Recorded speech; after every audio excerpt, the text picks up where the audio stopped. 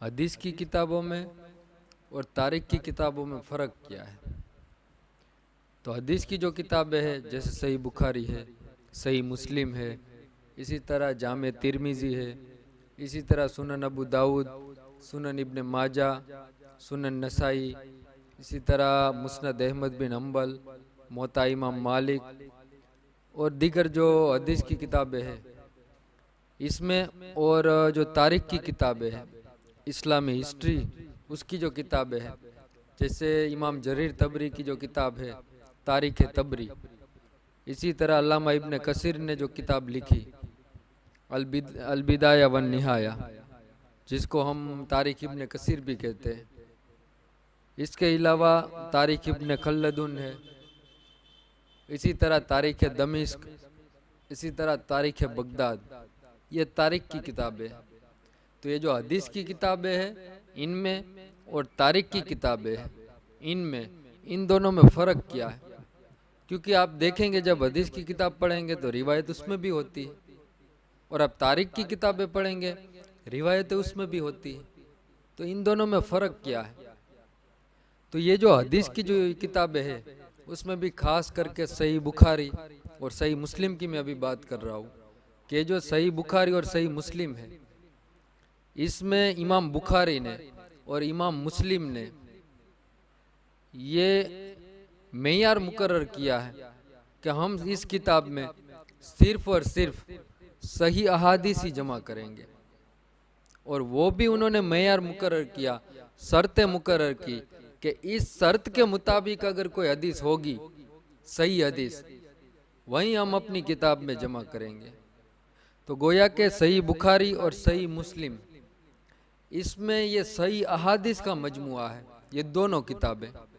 इसमें जितनी भी रिवायतें हैं चंद एक को छोड़ करके उन्होंने मेयार तो मुकर्रर किया कि इसके मुताबिक इस मेयार पर जो हदीस खरी उतरेगी उसी को हम इसमें दाखिल करेंगे। लेकिन फिर भी वो इंसान है, कुछ ना कुछ गलती इंसान से हो जाती है, तो सिर्फ चंद रिवायतों को छोड़ करके बाकी जितनी भी रिवायतें हैं सही बुखारी और सही मुस्लिम में वह तमाम रिवायतें सही है, तमाम हदीसें सही है। तो ये हदीस की किताबों में इस तरह है कि इमाम बुखारी और इमाम मुस्लिम ने जो भी रिवायतें जमा की उसमें अक्सर और बेशतर की रिवायतें सही रिवायतें। और इसके अलावा जामे तिरमिज़ी है, इसी तरह सुनन अबू दाऊद है, तो इसमें क्या है कि ज़ईफ़ रिवायतें भी मौजूद हैं। लेकिन इमाम तिरमिज़ी ने इसी तरह इमाम अबू दाऊद ने फिर नीचे हुक्म भी लगा दिया कि ये हदीस हदीस सही है, ये हदीस हदीस हसन है, ये हदीस हदीस ज़ईफ़ है।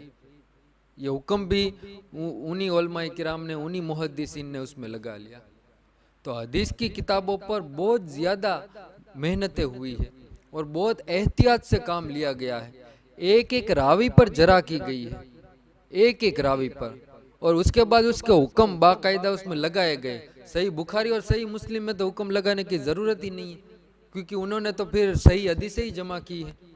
हालांकि उसमें भी चंद रिवायतें ऐसी मौजूद है जिस पर उलमाए किराम को कलाम है, लेकिन वो बहुत कम है, बहुत थोड़ी सी रिवायतें। बाकी ज़्यादातर रिवायतें सही बुखारी और सही मुस्लिम में हदीस सही है। दूसरा जो इमाम अबू दाऊद है या इमाम तिरमिज़ी है उन्होंने फिर नीचे हुक्म भी लगा दिए कि ये हदीस ज़ईफ़ है, ये हसन है, ये सही है। तो ये तो हदीस की किताबों में इस तरह होता है। और जो ये तारीख की किताबें हैं, इस्लामिक हिस्ट्री की जो किताबें हैं जैसे तारीख तबरी है, तारीख इब्ने खल्दून है, इसी तरह तारीख इब्ने कसीर है जिसको अलबिदाया वन निहाया भी कहते हैं, तो इन किताबों में इस तरह का मामला नहीं है। इन किताबों में बस सनदें लिखी गई और फिर जितनी भी रिवायतें मिली वो तमाम रिवायतें जमा की गई। इसमें सही रिवायतें भी है, ज़ईफ़ भी है, मौजू और मनगढ़ंत भी है। और इसी तरह आप यूँ सोचें कि जो यहूदियों ने और नसरानियों ने, ईसाइयों ने जो बयान किया वो भी इसमें जमा किया गया, जिसको इस्राएली रिवायत कहा जाता है।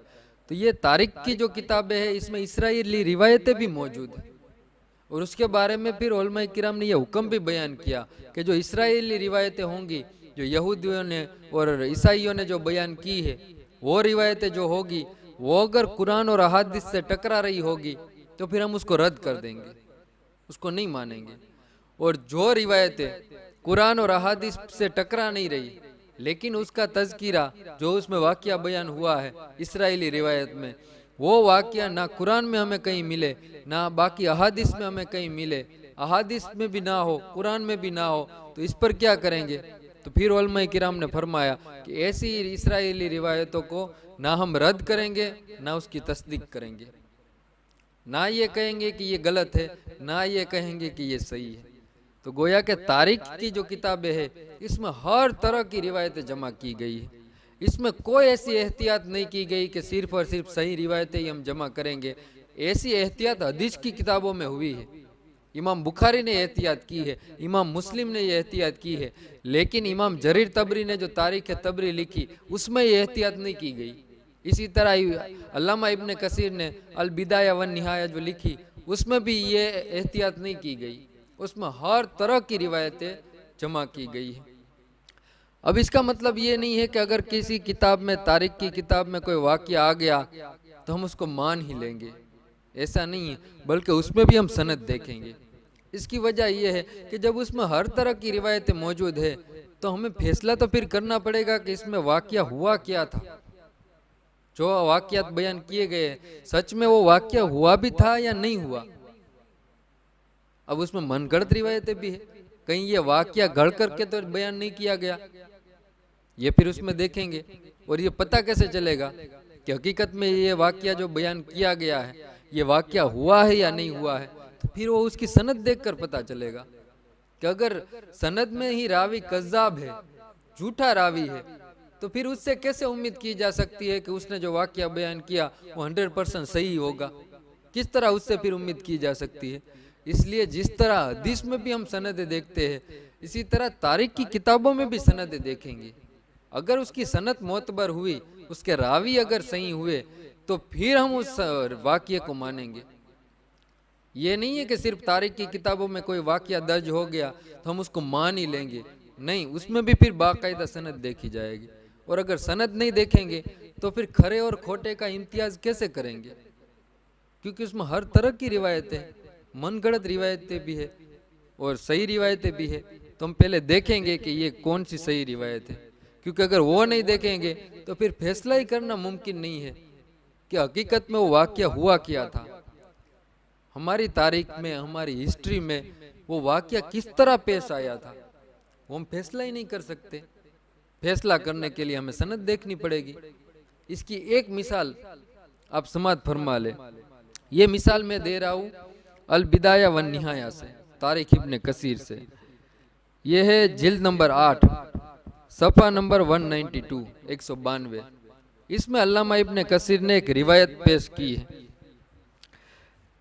ये रिवायत ये है कि इब्ने अबी दुनिया ने अपनी सनद के साथ हजरत जाफर से रिवायत किया है कि जब यजीद के सामने, अब ये करबला का वाक़या बयान कर रहे अल्लामा इब्ने कसीर, कि जब यजीद के सामने हजरत हुसैन रदी अल्लाह ताला अन्हु का सर रखा गया तो वो उनके सर पर छड़ी लगा रहा था, यानी छड़ी लेकर के वो इमाम आली मकाम सैयदुश्शुहदा इमाम हुसैन रदी अल्लाह ताला अन्हु के सर मुबारक पर वो छड़ी से मारने लग गया।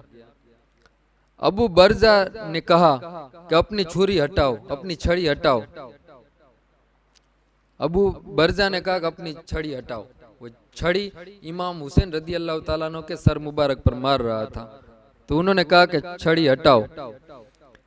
मैंने देखा है कि रसूलुल्लाह सल्लल्लाहु ताला अलैहि वसल्लम इस सर को चूमते थे। अब ये किसने कहा? अबू बरजा ने। उन्होंने कहा कि अपनी छड़ी को हटा लो, क्योंकि जिस छड़ी से तुम इमाम आली मकाम इमाम हुसैन रदी अल्लाह ताला अन्हु के सर मुबारक पर वार कर रहे हो शहादत के बाद, जब तुम उनके सर मुबारक पर वार कर रहे हो, मैंने कई मर्तबा देखा है कि हुजूर सल्लल्लाहु ताला अलैहि वसल्लम इस सर मुबारक को, यानी इमाम हुसैन रदी अल्लाह ताला अन्हु के सर मुबारक को हुजूर सल्लल्लाहु ताला अलैहि वसल्लम चूमा करते थे।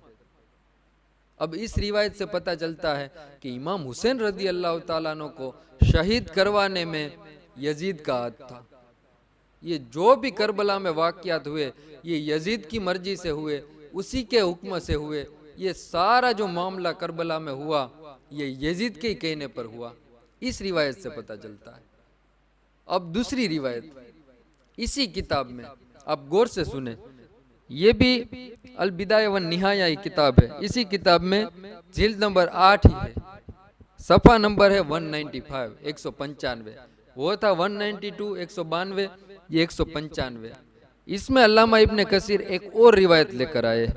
वो रिवायत ये है कि जब यजीद ने अली बिन हुसैन यानी इमाम ज़ैनुल आबिदीन को रुखसत किया, यानी यजीद के दरबार में इमाम हुसैन के घर वालों का जो काफिला था इमाम ज़ैनुल आबिदीन के साथ, वो यजीद के दरबार में जब पहुंचा तो वहां से इमाम ज़ैनुल आबिदीन को जब यजीद के दरबार से रुखसत किया जाने लगा, उस वक्त यजीद ने कहा कि अगर मैं तुम्हारे बाप के मुकाबले में होता, यानी मैं अगर करबला में होता, यजीद कह रहा है कि मैं अगर करबला में होता तो वो मुझसे जो चीज भी मांगते मैं उन्हें दे देता।